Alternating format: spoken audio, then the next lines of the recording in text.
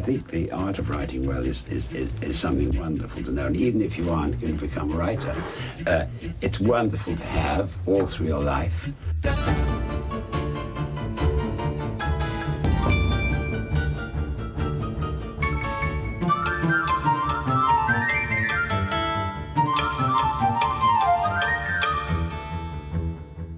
Now came the ugly sisters' go.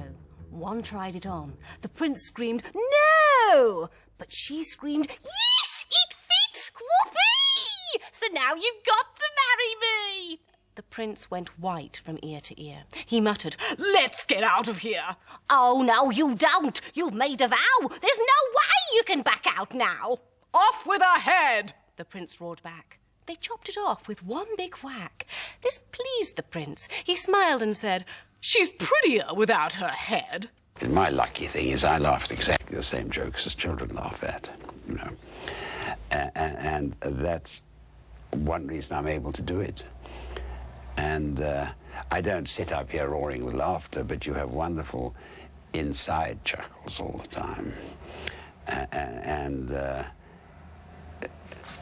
It's got to be exciting, it's got to be fast, it's got to have a good plot, but it's got to be funny. It's got to be funny. Al had 4 golden rules which stopped his readers from getting bored. And his number 1 rule was... Make them laugh! Now, there are loads of ways you can be funny if you're a writer. You can give your characters funny names. Spiker, Twit, Wormwood, Gloop, Boggis, Bunce and Bean.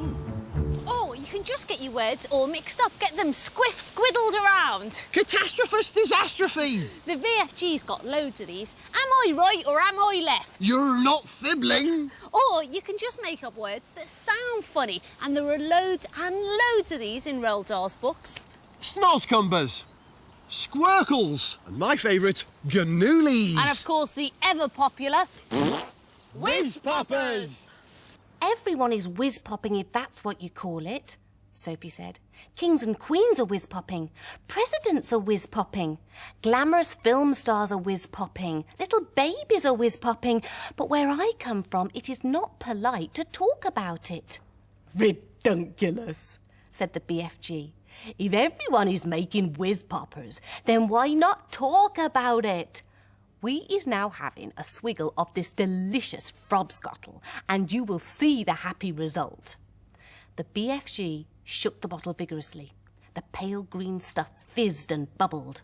He removed the cork and took a tremendous gurgling swig. "It's glummy," he cried. "I love it." For a few moments, the big friendly giant stood quite still, and a look of absolute ecstasy began to spread over his long, wrinkly face. Then suddenly the heavens opened, and he let fly with a series of the loudest and rudest noises Sophie had ever heard in her life. They reverberated around the walls of the cave like thunder, and the glass jars rattled on their shelves. But most astonishingly of all, the force of the explosions actually lifted the enormous giant clear off his feet like a rocket. "Whoopee!" he cried when he came down to earth. "Now that is whiz-popping for you." Sometimes things are funny because you just don't expect them. Or just because they're plain daft, like in the Twit when they discovered that all their furniture was on the ceiling. "We're upside down," gasped Mr. Twit. "We must be upside down. We're standing on the ceiling looking down at the floor." "Oh, help!" screamed Mrs. Twit. "Help, help, help! I'm beginning to feel giddy." "So am I, so am I," cried Mr. Twit. "I don't like this one little bit." "We're upside down and all the blood's going to my head," screamed Mrs. Twit. "If we don't do something quickly, I shall die. I know I will." "I've got it," cried Mr. Twit. "I know what we'll do. We'll stand on our heads. Then anyway, we'll be the right way up."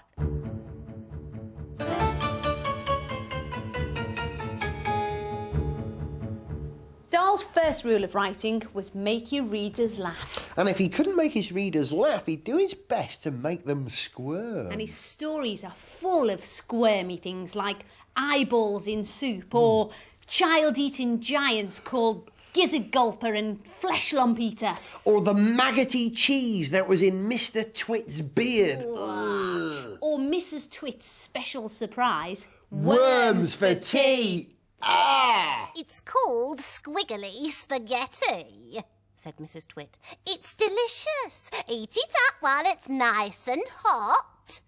Mr. Twit started eating, twisting the long tomato-covered strings around his fork and shoveling them into his mouth. Soon there was tomato sauce all over his hairy chin. It's not as good as the ordinary kind, he said, talking with his mouth full. It's too squishy. Mrs. Twit waited until Mr. Twit had eaten the whole plateful. Then she said, You want to know why your spaghetti was squishy? Mr. Twit wiped the tomato sauce from his beard with the corner of the tablecloth. Why? He said. And why it had a nasty, bitter taste. Why? He said. Because it was worms! cried Mrs. Twit, clapping her hands and stamping her feet on the floor and rocking with horrible laughter.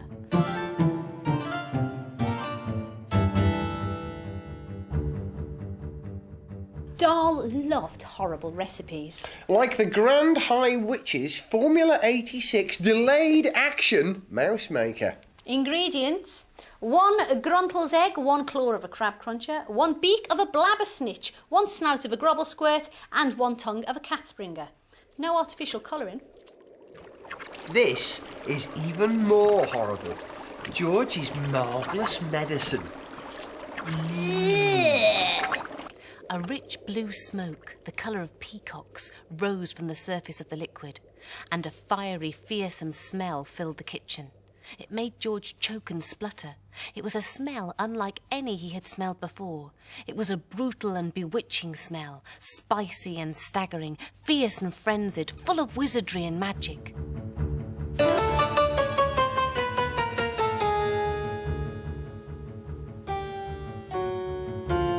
And suddenly, George found himself dancing around the steaming pot, chanting strange words that came into his head out of nowhere. Fiery broth and witch's brew, foamy froth and riches blue, fume and spume and spoon drift spray, fizzle snizzle, shout hooray! When George's grandmother took the medicine that George had made up for her, she shot up like a jack-in-the-box. She stayed suspended in mid-air for a moment, then bulged out horribly, her face turning from purple to green, before beginning to grow up and up and up, until the top of her head touched the ceiling and her legs were in the room below. Then, suddenly, her head came right through the roof. Gareth?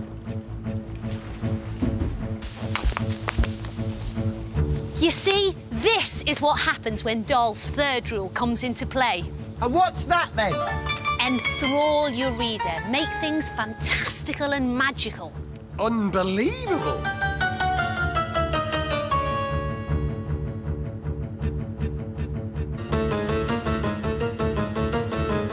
But Doll was really aware that he had to keep the story moving along. The more fantastical and magical, the better. And once the story was underway, you could go anywhere in the universe. You could be flying through space on the great glass elevator, being attacked by vicious canids, or flying on the back of a bird. Wow! You see, when Doll weaves his magic, Anything is possible. and those are Doll's special rules. Number 1, Make them laugh. 2, Make them squirm. rule number 3, enthrall your reader. And 4, what is 4, Gail? Rule number 4, to stop your readers getting bored, keep them tense and excited. Make them say, read on, keep going, don't stop, keep going. Little Billy ran faster than he'd ever run in his life before, but the swooshing, whooshing, whiffling, snorting noise was coming after him. Worse still, it was getting louder.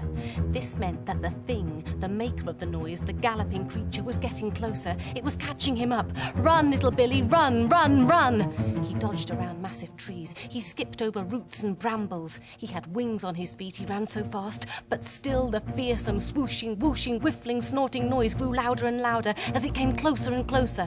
Little Billy glanced back quickly over his shoulder, and now, in the distance, he saw a sight that froze his blood and made icicles in his veins. And what happened next?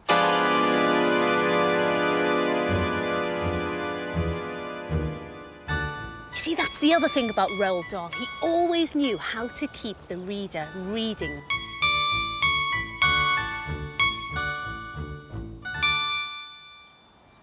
Every day he'd sit in his writing cot, surrounded by his books. Books that were filled with ideas he'd collected, books filled with words he'd collected, and he'd have lists of nice words. Handsome, pretty, lovely, graceful, exquisite. And lists of nasty words. Malicious, brutal, cruel, dangerous, vindictive. Just like the BFG mixing up his dreams, Dahl would sit in his hut and mix together his words, his characters and his plot to weave a magic spell. What amazes me, Sophie said, is how you ever learned to write in the first place. Ah, said the BFG. I was wondering how long it is before you was asking me that. Well, considering you never went to school, I think it's quite marvelous, Sophie said. How did you learn? One night, he said, I was blowing a dream through a window and I seized this book lying on the little boy's bedroom table. I wanted it so very badly, you understand, but I was refusing to steal it. I would never do that. So how did you get it? Sophie asked. I borrowed it, the BFG said, smiling a little. Just for a short time, I borrowed it. How long have you had it? Sophie asked. Perhaps only about 80 years, the BFG said. Soon I shall be putting it back. And that's how you taught yourself to write, Sophie asked him. I is reading it hundreds of times, the BFG said, and I is still reading it and teaching new words to myself and how to write them. It is the most scrumdiddly-umptious story. Sophie took the book out of his hand. Nicholas Nickleby, she read aloud. By Dahl's Chickens, the BFG said. Chopper, what do you think of that?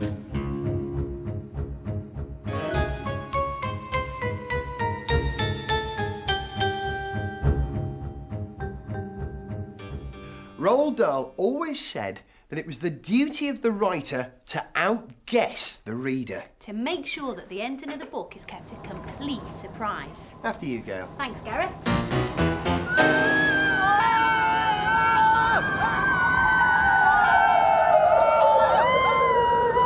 It's got to be funny. It's got to be funny.